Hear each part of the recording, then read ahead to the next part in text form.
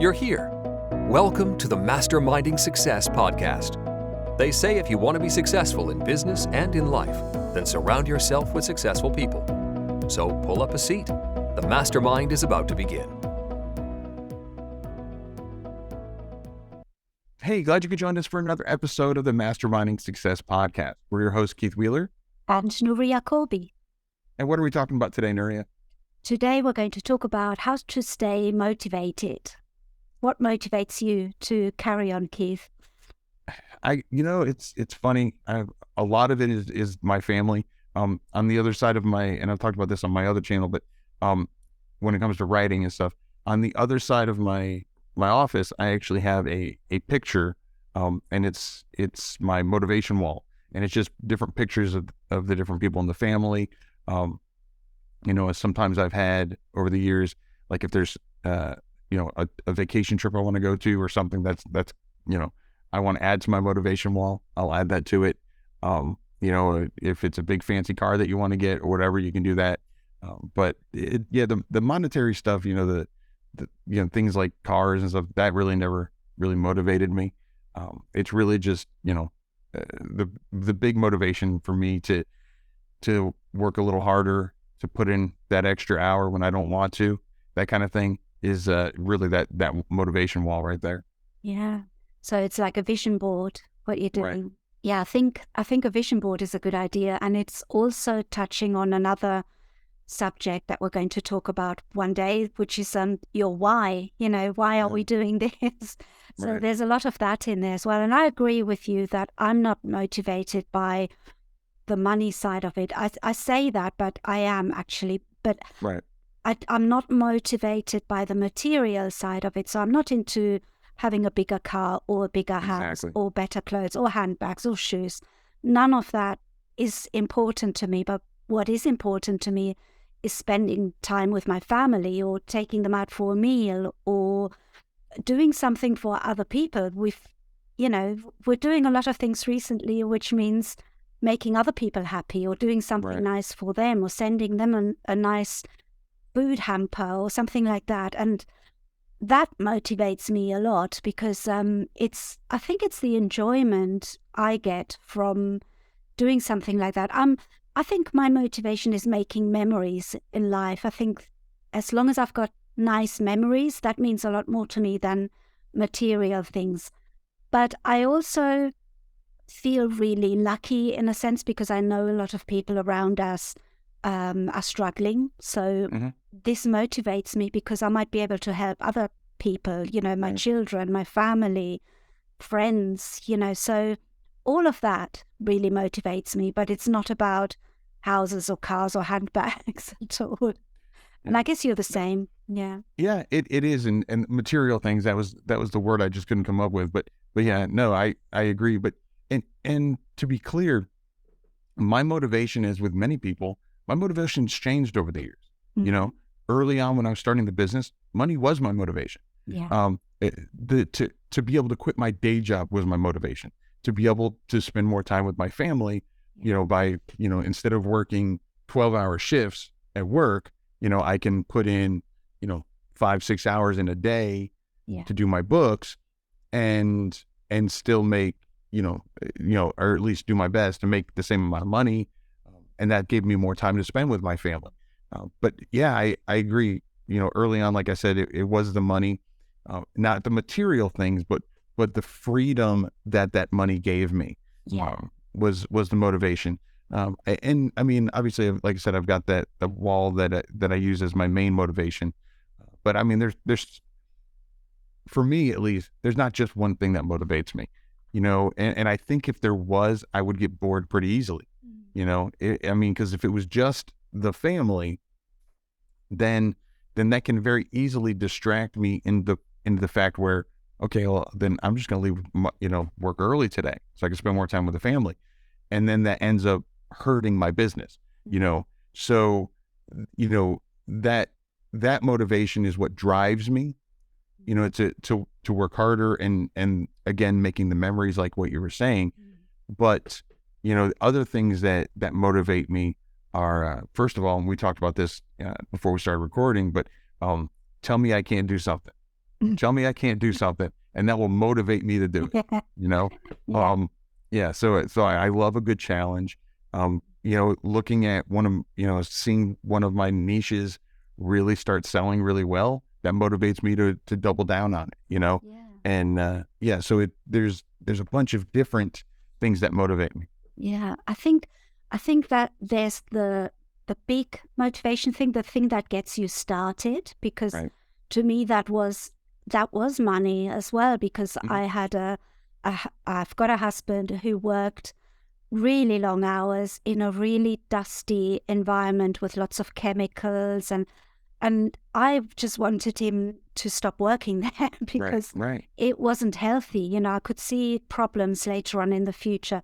And that was my motivation, because I wanted him to be able to stop work and get out of that environment and have a better, healthier life. So Mhm. that motivated me. And that's where it started. And that's where I wanted to create that money. And because I wanted to help some of my children, there's all sorts of different Right. reasons. But once you have that, once you have a certain security, your motivation then comes from other things. And I Right. think even though that's still in the background, my motivation now on a day-to-day basis is that I really love the work that I do. So that motivates me as well. It's like I said to my husband the other day, I feel like I'm playing a game. Like when you're playing computer games, Yeah, like a video getting game. to Yeah. the next level. Right. And then I said, I feel like I'm going to fight the big boss now. Big boss. Yeah. And it's kind of a gamification of what I'm doing at the moment. And that is a really motivational thing. You're thinking of getting to the next level. Anybody who plays computer games will know what I'm talking about. You know, So, it's funny you said that, because I never thought of it that way, but yeah. absolutely. Yeah. You know, and people ask me all the time, they're like, Keith, you do all these different areas in your business. You don't just do books, you do the books, you do the YouTube, you do stuff for Amazon, and they're like, where do you find the time? And what you just said really kind of brings it all together. It's like, all right, it's a new level. It's Yeah. it's a new challenge. I've always loved learning. And I've said about this business from early on, the moment I stop learning is the moment I'll stop doing it. And so, yeah, I think that gamification that you talked about, I think that really is a really strong motivator, because, like you said, what our rationale is and our motivation early on, if you don't change your motivation, and or at least have other reasons to do it, then you're going to get tired of it. It's like, all right, I've already done that. I've already made enough, so that way my wife doesn't have to work, and she can stay home with the kids and the grandkids and that kind of stuff. So now what motivates me to take it to the next level? Because it's really hard to just to it's if you get to a certain level, let's say making $1,000 a month, let's just say that is a nice round number.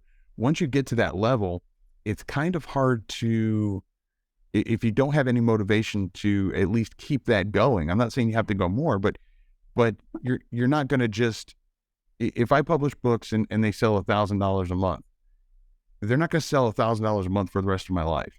Yeah. You need to do something to keep that fire burning, and especially if you want it to be 10,000 a month instead of 1,000, and so you do need to kind of modify, or at least add on some motivators, or you're gonna get tired of it, and then it's just gonna be another job at that point. I know this is so. Again, I'm talking about the games I used to play, but Yeah. I really compare it to that, because I used to play a game on the phone, I think it was, or on the computer, I can't remember. And it was about a restaurant, and you had to do these burgers, and and there were all these challenges. They came. And what happened with that game, I stopped playing after a while, because instead of it being a game and being fun, it became like too much hard work. It wasn't a game anymore. It was work. So that can happen if you have too many things going on. It can demotivate you Right. rather than motivate you. Mm-hmm. And the same happened with, I don't know if you remember The Sims, where you had to buy a house, you had to find a partner, you had to build your home, you had to find a job, and it was like living a life on a computer screen. And I remember that once I had all those things and I couldn't go anywhere else, I stopped playing because mission accomplished. That I had everything that the game could offer. So I think in our situation in life, it's very similar. You know, when you get to a point where you don't know what else there could be or what else you could achieve, that's demotivational as well, or demotivating, because you need to have something that drives you, and you need to have something that keeps you going, something else to achieve as well.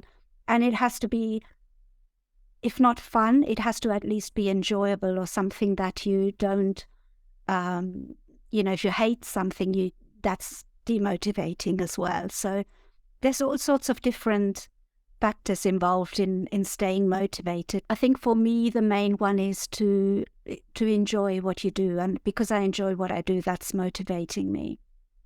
Can you relate to that? I said something. I absolutely. There are a couple of games in particular. Farmville. Oh my God, yes. Candy Crush. And a couple other ones that they all have one thing in common, and that is I beat the game. I got to the point where I had maxed out and there were no more levels to go. Yeah. So I stopped playing. What was the other one? Oh, Animal Crossing. Like that. Animal Crossing, yeah.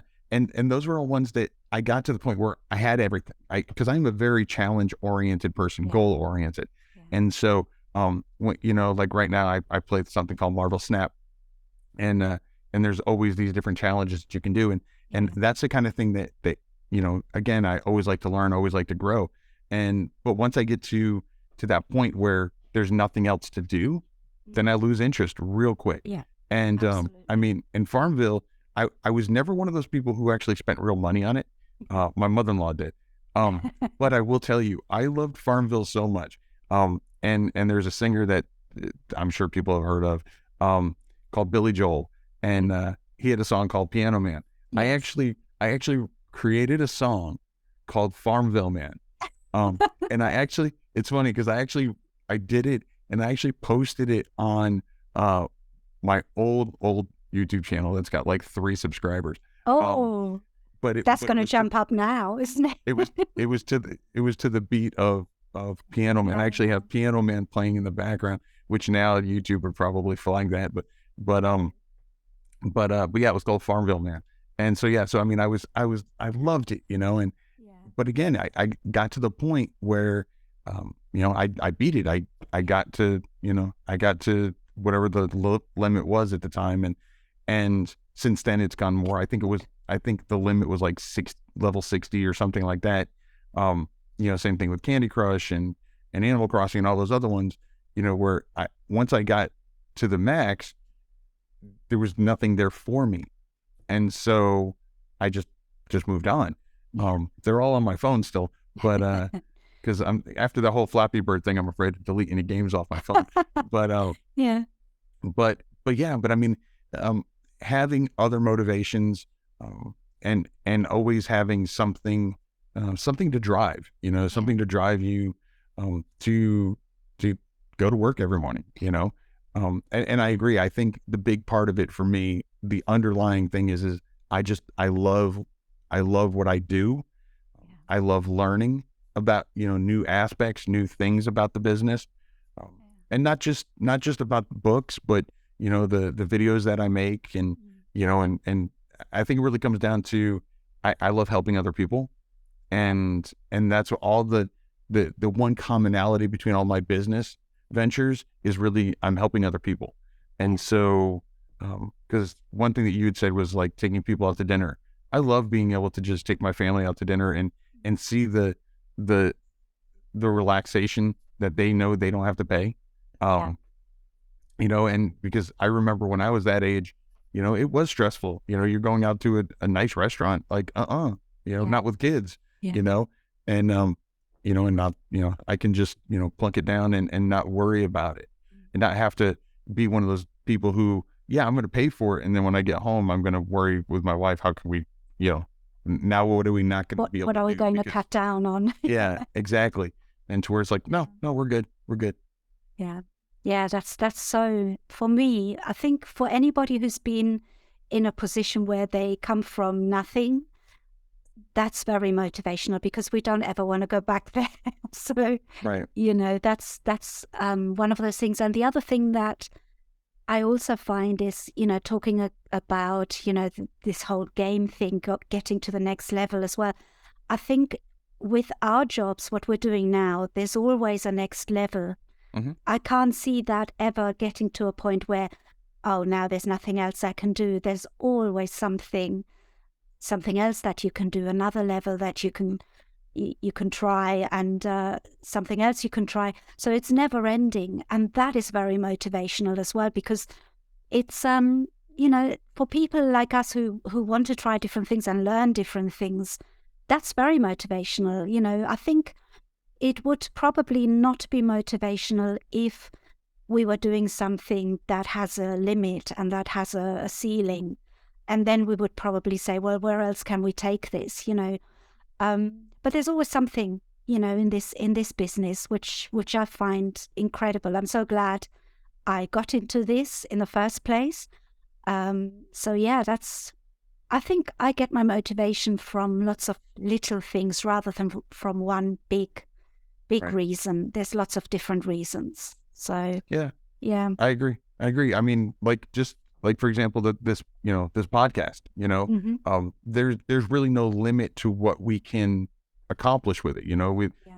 How many downloads we can get, how many subscribers on the YouTube channel. There are no limitations except for the limitations we set on ourselves. And so, before we start recording, we're always talking about, what are some things that we can do to, to bring in more people, to, come up with better topics and that kind of stuff.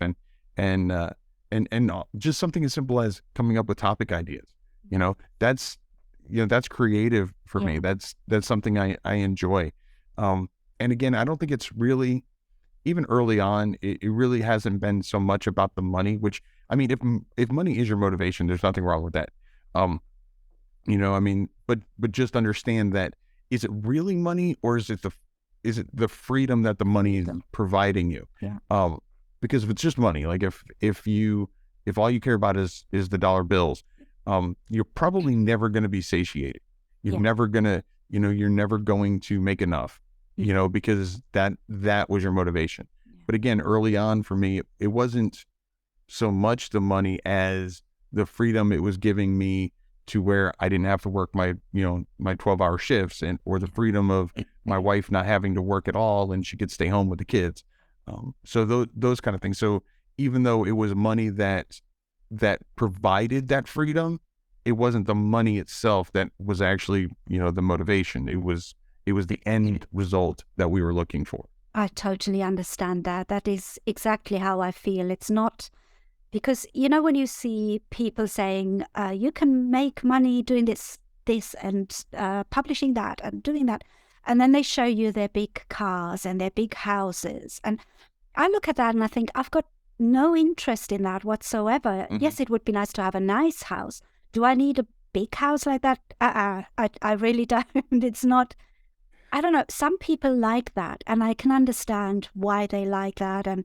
But really, being happy has nothing to do with having all those things. It's being happy is a feeling, and that feeling comes from emotions and not from things, So I don't get that, and that's not what motivates me. But there's lots of, like I said, lots of other little things, and I can see you feel the same way about it.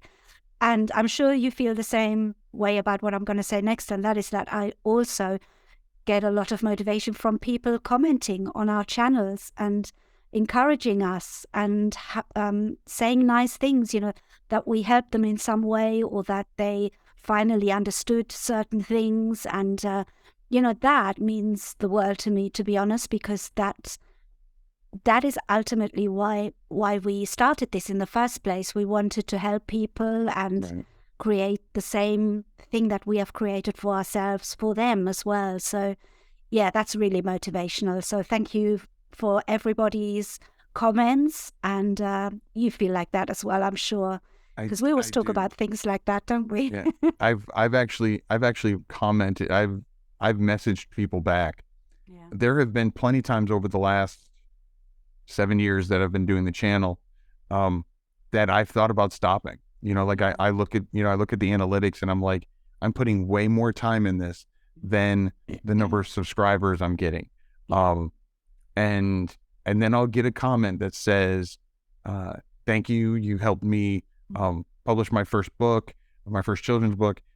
It was a dream come true, or whatever, something along those lines, to where it's like, that's why I do it. Exactly. And I've actually responded and told them, I'll be honest, you've just made my day, because I was thinking about maybe not doing any more videos. Yeah. And you reminded me of why I do them. Mm-hmm. And so, no, I absolutely agree. And that's definitely one of the big motivators, specifically for the channel, is because, I mean, obviously, for those people who don't do YouTube, it can be quite time consuming. It's not just recording a video. It needs to get edited, whether you pay somebody to do it or you do it yourself.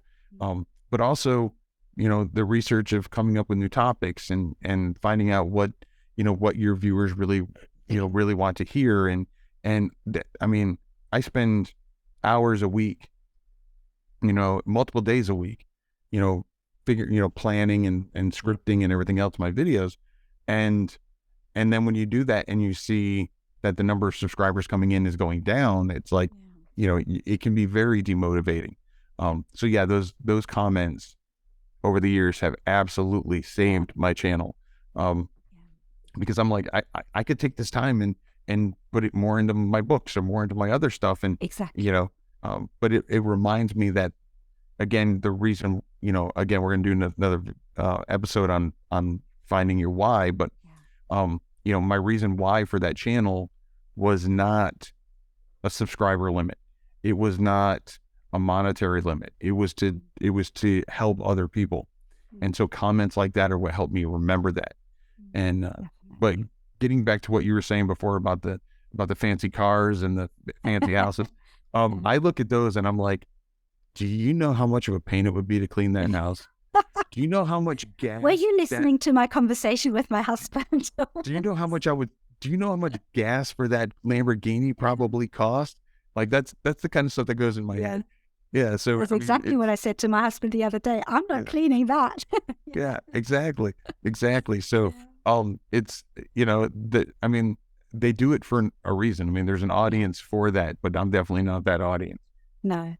And I think maybe in my younger years, I was, I think there's I don't know, you change as a person. And I think the older you get, the more things fall into perspective and you appreciate different things. And like you said earlier, there's nothing wrong with wanting to aspire to having a big house or a big car, but every person is different. And to me, it's more about the memories and what I can do to make other people happy as well, because I know what it's like when you can't have things. And, like you said earlier, going to a restaurant and paying for everybody, or, that is freedom. We said earlier, it's more freedom rather than the money, freedom to be able to do certain things that you couldn't do before. So yeah, that's a big motivational thing to, that motivates me, and obviously you as well. So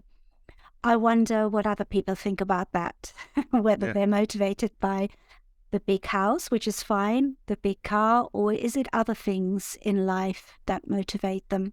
That would be interesting to know. Yeah, because another thing that I'm able to do is able to help out family members that that are, like you were saying before, that are struggling financially. Being able to, hey, don't worry, I'll pay that bill, or whatever. And I remember when my youngest graduated, and we took everybody out to dinner, and originally it was just going to be the six of us, my wife and I and the four kids, and the next thing you know, you've got spouses coming, and in-laws coming, and next thing you know, it ended up being a $400 bill, and which and it was so nice to be able to just go, okay, and give a nice tip to the waitress that was there, because she was great.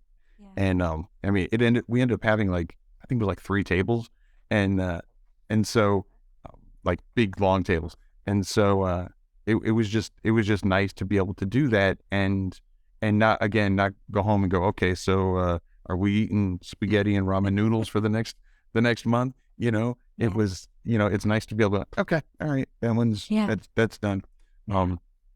But again, it wasn't about the money. It was about I mean, that's a memory that we're all going to have. I mean, I can't tell you if ever we had all those people together at one meal. Exactly.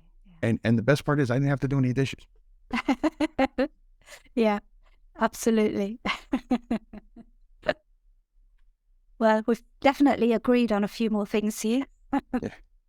When are we going to disagree, Keith? I don't know. We'll have to find a topic that we both are polar opposites on, and have maybe people can send in suggestions. Yeah, that'd be really interesting in seeing what topic you and I don't agree on. And no, before anybody asks, we're not talking about politics. But I don't even think we would disagree on that. No, probably not. But yeah, I would be interested. I actually made a similar comment to my wife the other day. I said, I don't know how our listeners are feeling about the fact that Nuri and I just agree on every single topic. And the funny thing is for those people who don't know, we don't plan these. I mean, we have a list of topics that we can talk about, and literally before we record, we go, okay, what topic are we going to talk about? And that's it. Like that's the true nature of a mastermind is it's not scripted. It's just off the cuff, and we're just talking from our hearts and from our minds. Yeah. And we wanted to make sure that these podcasts and the videos that go along with it, that they are as real to life as possible. And so I would be really interested in seeing what topic you and I don't agree on. And I almost feel like that's something that we would have to plan. Yeah, definitely. We'd have to put more, a lot more thought into one that we would disagree on, than something that we just pull off the list. Yeah, I think it's probably going to be difficult because we seem to have the same values, and we're both very tolerant of other views. So how are we going to disagree? I don't know. Do you like seafood? Yeah. Okay, that's what we're going to disagree about. Okay, good. But there it is. I like seafood, you don't. So what? What else? We can't really talk about it. Exactly. Well, this has been another great mastermind area. Once again, a huge thank you to all our listeners and viewers who came to tag along. If you enjoyed today's mastermind, please consider following or subscribing to the podcast, and maybe even leaving us a review and let us know what you thought. And hey, let us know some ideas of other topic ideas you'd like to see us cover. Maybe there's one that we won't agree on. Until next week, I'm Keith Wheeler. And I'm Nuria Colby. Have a good one. Bye-bye. Thanks for joining the Mastermind today. Be sure to follow the podcast on your platform of choice and tell a friend who would enjoy it too. Your support is greatly appreciated. This has been the Masterminding Success Podcast.